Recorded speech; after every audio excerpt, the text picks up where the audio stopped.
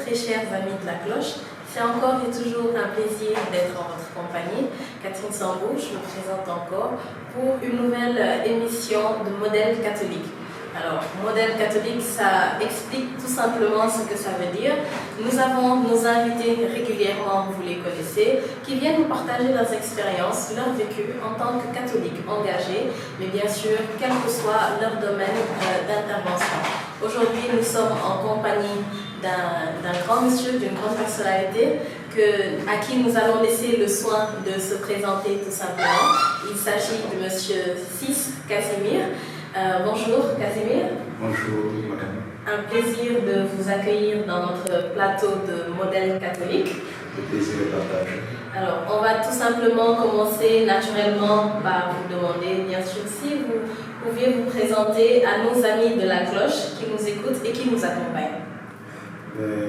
Merci bien madame Catherine. Je m'appelle Bernard Casimir Demba Cissé à l'état civil.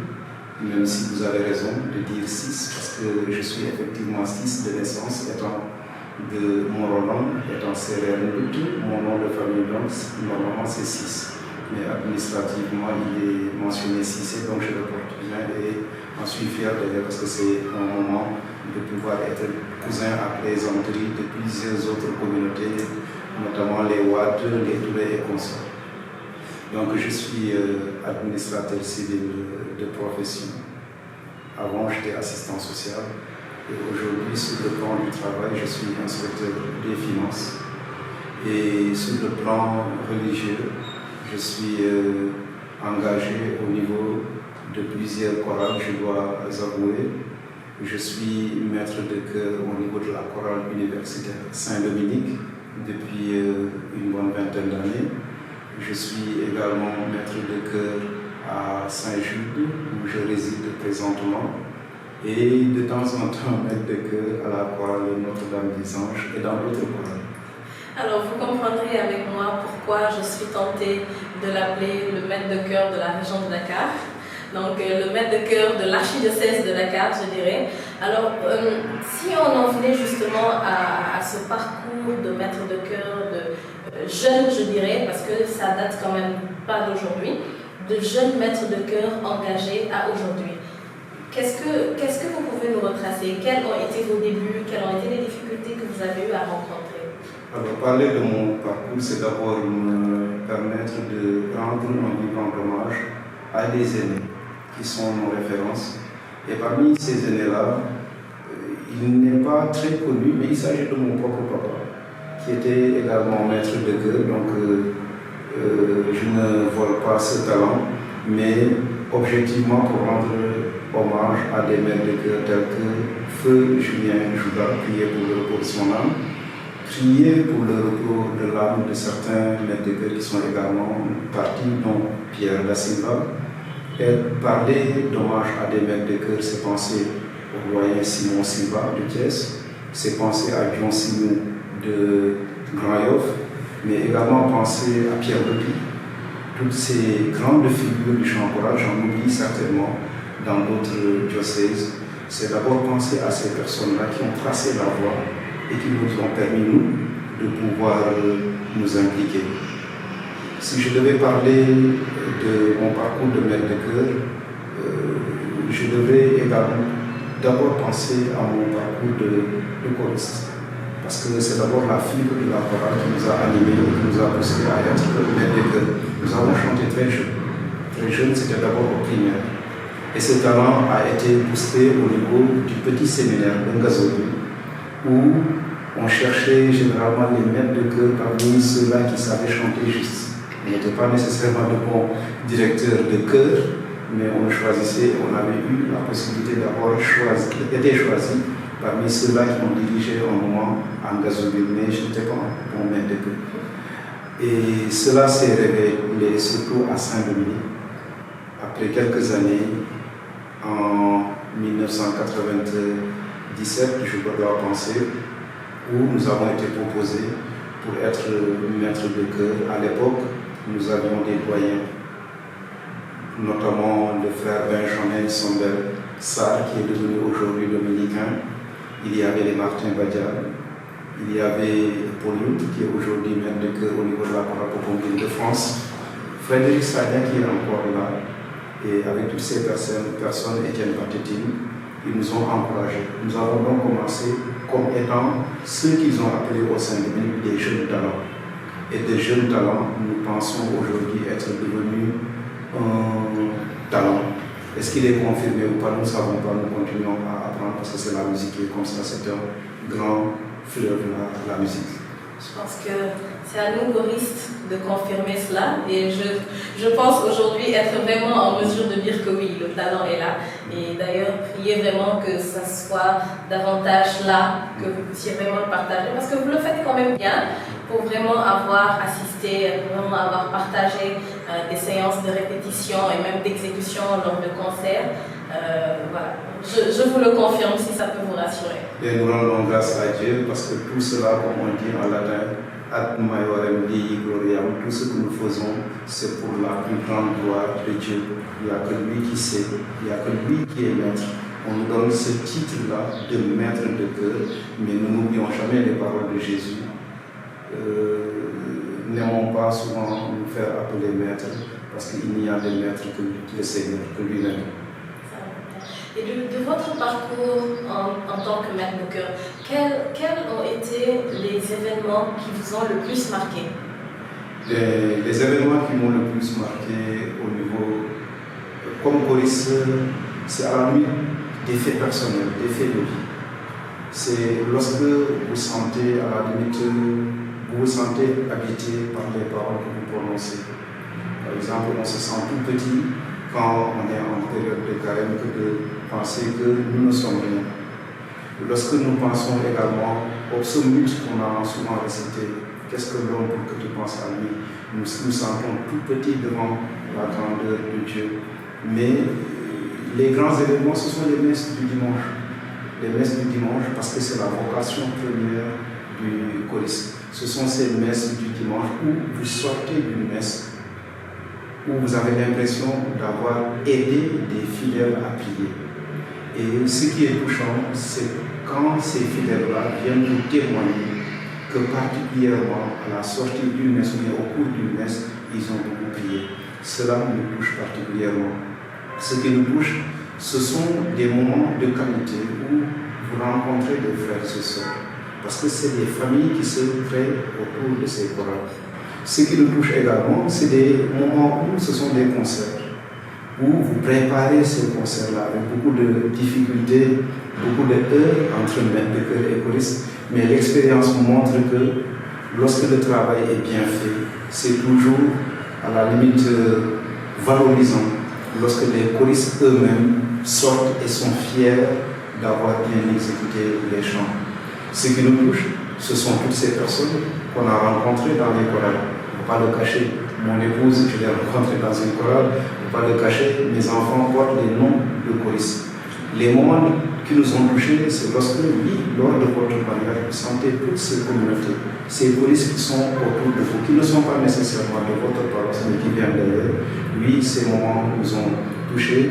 Ce qui nous touche, c'est lorsque vous avez eu la prérogative et le privilège d'avoir pu, par exemple, exécuter l'exultet la nuit de Pâques. Oui. L'exultet, à la vérité, il appartient au diacre de le faire.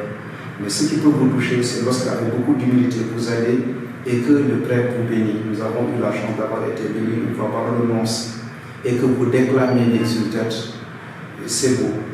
Et c'est une chance, un honneur que d'avoir pu aller à ce niveau-là. Oui, ce qui nous touche, c'est le quotidien. Chanter me touche particulièrement, faire chanter me touche particulièrement, faire accepter mes défauts par les autres me touche particulièrement parce que c'est la grandeur de ces courses-là qui me permet d'exister aussi. Effectivement.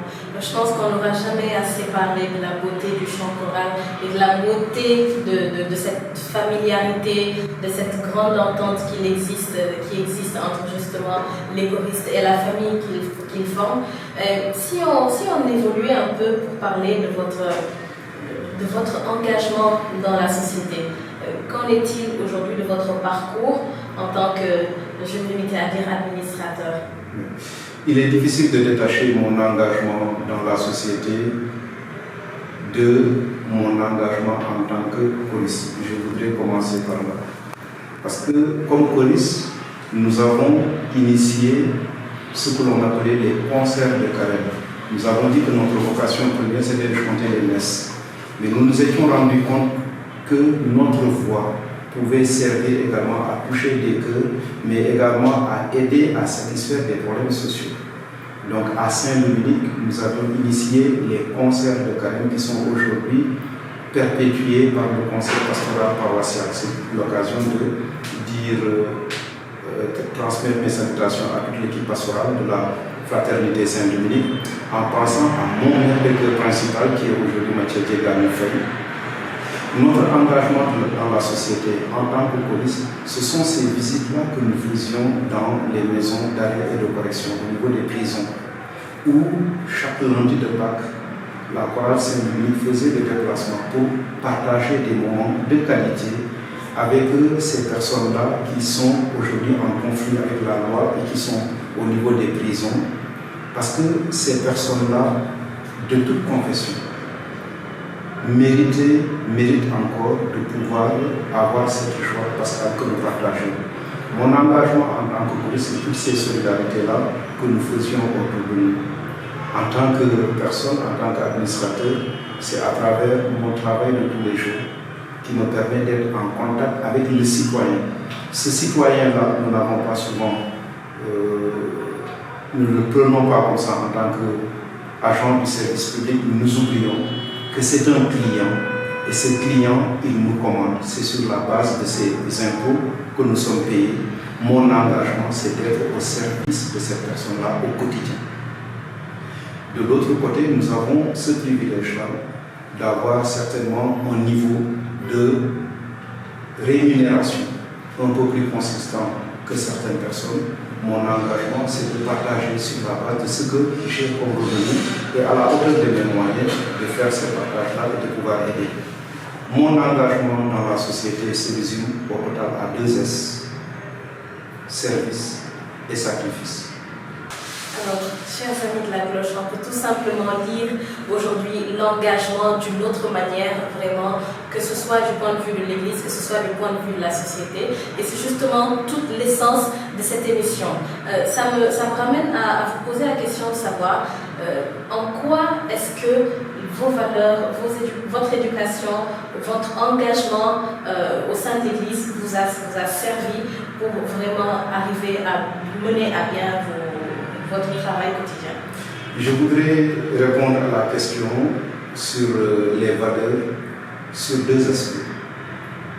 Et le premier aspect est d'abord professionnel. Nous avons été, nous le pensons sincèrement, bien formés dans notre cursus scolaire, mais également dans notre cursus universitaire. Nous sommes administrateurs civils et nous pensons avoir eu des valeurs de la République qu'on nous a enseigné, notamment au niveau de l'École nationale d'administration. La République a ses valeurs. Et dans ces valeurs-là, il y a la probité qu'on met en avant. On vous enseigne le savoir, le savoir-être, le savoir-faire. Les seules compétences ne suffisent pas. Au-delà des compétences, il y a votre attitude qui font que vous devez être dans un moule. Et ce moule-là, c'est la République que nous partageons tous. Et cette République-là, elle tient sur des fondations. Et ces fondations-là, il faudrait travailler à ce que l'on ne les sape pas. Donc nous avons cette formation-là professionnelle qui nous dicte chaque fois de mettre en avant tous ces principes qui permettent de satisfaire les citoyens, mais d'être à cheval également sur la règle du droit qui nous dicte.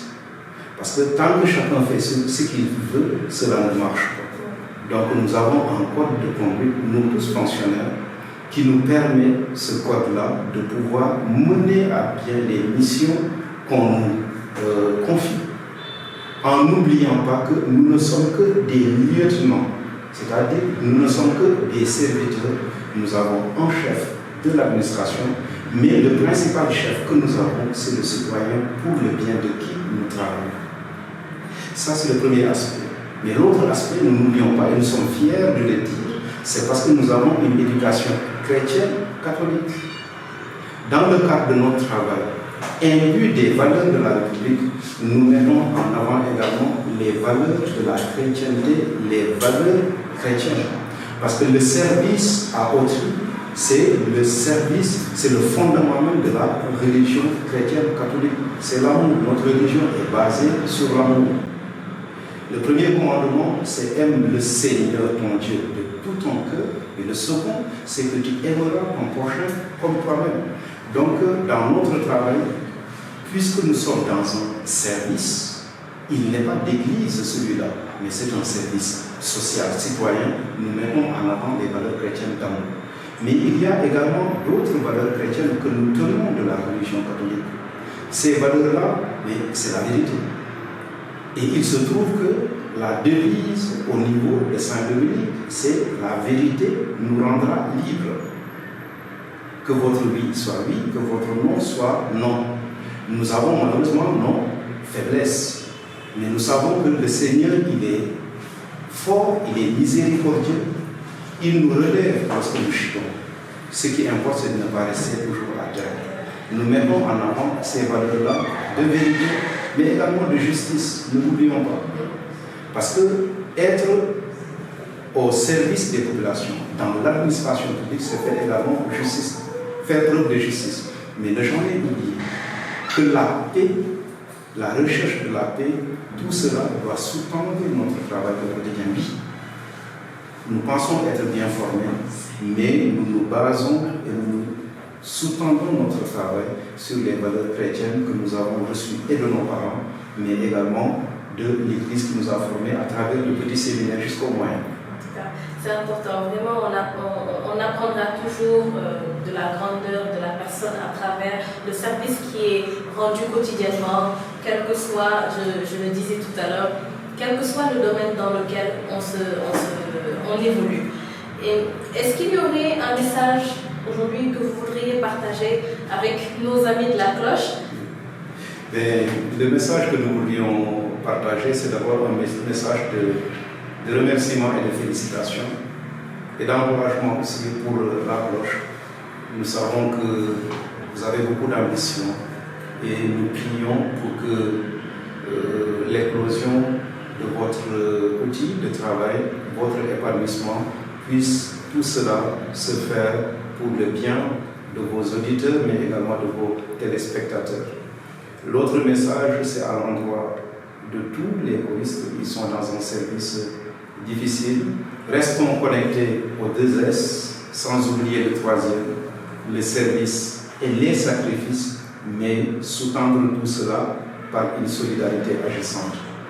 Le message, il est un message peut-être public à l'endroit de tous ces acteurs-là qui ont, je pense, la volonté sincère d'être au service des populations, si tant est que la finalité et l'objectif recherché, c'est le bien des populations, c'est d'écouter ces populations-là qui ne sont éprises que d'une chose, la paix. Quel que soit ce que l'on veut faire pour les populations, si on ne le sous-tend pas par la paix, ce n'est plus la volonté des populations que l'on cherche, ce sont des volontés personnelles et généralement pour des intérêts crypto-personnels. Si tant est que c'est la volonté des populations qu'on veut rechercher, nous invitons tous ces acteurs-là à être à l'écoute des populations et à ne jamais oublier que le Seigneur, il est toujours juste, il écrit toujours droit sur les lignes courbes de nos vies. Chers amis de la cloche, le message est clair, un message de paix, autour duquel nous devons tous nous retrouver, vraiment tout pour la plus grande gloire de Dieu, mais que nous nous sentions acteurs de cette paix. Je pense qu'il n'y a rien de plus important qu'on ait pu recevoir comme message de la part, bien sûr, d'une personnalité comme vous, Casimir.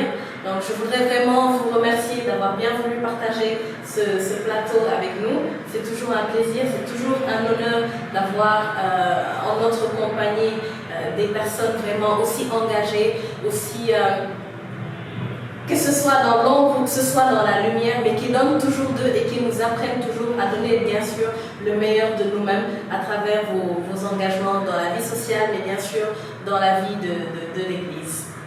Alors très chers amis de la cloche, vous l'aurez compris, nous sommes arrivés à terme de cette émission que nous avons partagée avec Casimir 6 ou 6C, vous voudrez bien.